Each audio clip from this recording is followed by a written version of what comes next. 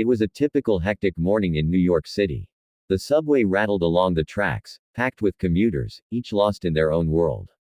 Phones glowed in hands, earbuds sealed off the noise, and the familiar aroma of city streets, coffee, metal, and sweat, permeated the air. Among the crowd, Jake balanced a squirming toddler on one hip while clutching a briefcase in the other. His eyes darted nervously, trying to keep the boy calm, checking the time, and mentally preparing for the long day ahead. He barely noticed the chaos around him, focused entirely on keeping his son safe. Suddenly, a piercing scream cut through the ambient noise.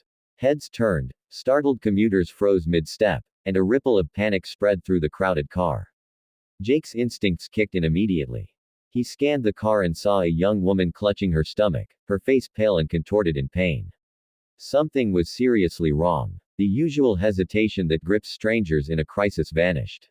Without a second thought, Jake moved toward her, urging others to step back and clear space. In that moment, the subway car became a tiny, impromptu emergency room. The woman's screams intensified. She was in labor. Jake's heart pounded, but he forced himself to stay calm. He remembered basic first aid and breathing techniques from a parenting class he had once attended. He knelt beside her, offering steady words of encouragement. "Breathe with me," he said, matching her shallow, panicked breaths. The woman's eyes darted around the car, searching for help, but the reality was clear. Everyone else was frozen, unsure of how to act. Jake's confidence became a lifeline, a quiet anchor amid the chaos surrounding them. Minutes stretched like hours. The subway lurched along the tracks, the metal wheels screeching on rails, each jolt threatening the delicate moment unfolding. Jake guided her through each contraction, coaching her, offering his jacket as a makeshift cushion, and keeping a running dialogue to calm both the mother and the crowd. Commuters began whispering words of encouragement, some fanning the woman, others handing over water. Despite the fear, the energy in the car shifted. A collective effort, led by one determined single dad, created an atmosphere of support where panic once reigned. Then, almost imperceptibly, the moment came. The baby began to emerge, and Jake stayed by the mother's side, steadying her and himself against the shaking subway floor. Time seemed suspended. Passengers held their breath, some tears forming as they realized the magnitude of what was happening. And then, with a final push and a collective gasp, the cries of a newborn filled the car. Relief, wonder, and awe swept over everyone simultaneously. Jake, trembling with adrenaline, gently lifted the tiny infant into his hands, feeling the miraculous weight of new life. Paramedics arrived minutes later, navigating through the now hushed subway car. They took over swiftly, but Jake lingered for a moment, staring at the tiny face of the newborn. Her cries were strong, healthy, and piercing, the sound of life itself. The mother, exhausted and overwhelmed, looked at Jake with tearful gratitude. Strangers in the car offered congratulations, smiles, and pats on the back. What had begun as an ordinary commute had transformed into a moment of extraordinary humanity. In the middle of the city's relentless rush, a single man's calm courage had made the impossible possible.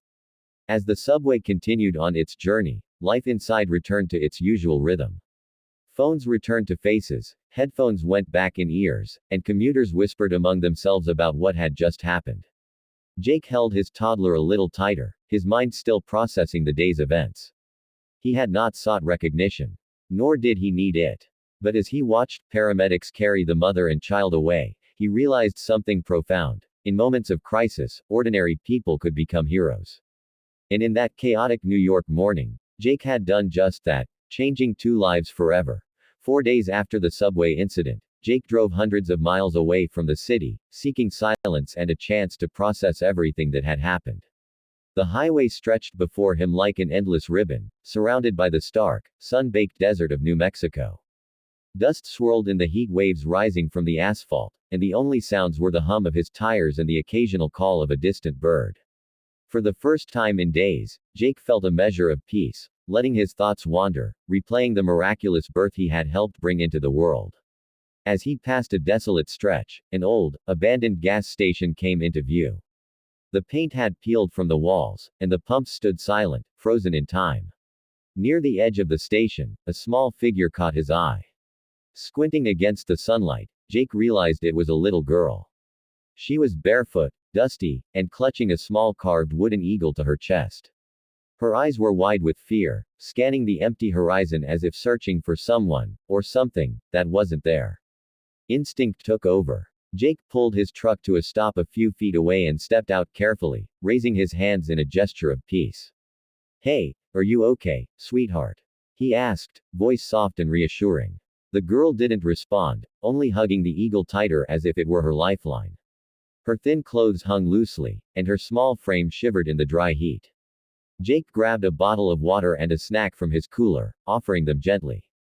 She hesitated for a long moment before taking them, her eyes wary but slowly softening. Sitting on the cracked curb with her tiny hands in his, Jake tried to make conversation, though words felt inadequate. Where are your parents? Are you hurt? The girl remained silent, her gaze fixed on the horizon. Jake understood that trust wouldn't come quickly. Yet in the silence, a fragile connection began to form, built on gestures, food, and shared quiet moments. He realized that sometimes care isn't spoken, it's shown. For a long time, they simply sat under the unrelenting sun, sharing water, shade, and a sense of human presence neither had expected. Night fell, and Jake insisted she come with him to a nearby motel for safety. The little girl reluctantly agreed, clutching the eagle as if it were her only anchor in the unknown world. They drove in silence, the desert bathed in moonlight, shadows stretching across the sand. Jake reflected on the subway incident, on how ordinary moments could suddenly demand extraordinary courage. Here he was again, called to act, and again he had no preparation, only instinct. Yet he felt an undeniable certainty that this was exactly where he needed to be. By the next morning, 3 Apache women arrived at the motel, their faces a mix of urgency, caution, and relief. They had been searching tirelessly for the girl, fearing the worst. As they recognized her, tears welled in their eyes, and the tension in their shoulders eased. They looked at Jake with gratitude and curiosity, unsure how to express the depth of their thanks. The girl clung briefly to their skirts but then turned to Jake, a silent acknowledgement that he had been her protector, her unexpected savior, in those terrifying hours. Jake watched them leave, the girl safe in their care, and felt a mixture of relief and quiet wonder. His life, which he had thought ordinary, had been punctuated by moments of profound responsibility. From the subway to the desert, heroism had found him in the most unexpected places. He realized that courage and compassion weren't always planned, and that the simplest acts of kindness could ripple through lives in ways he might never fully understand.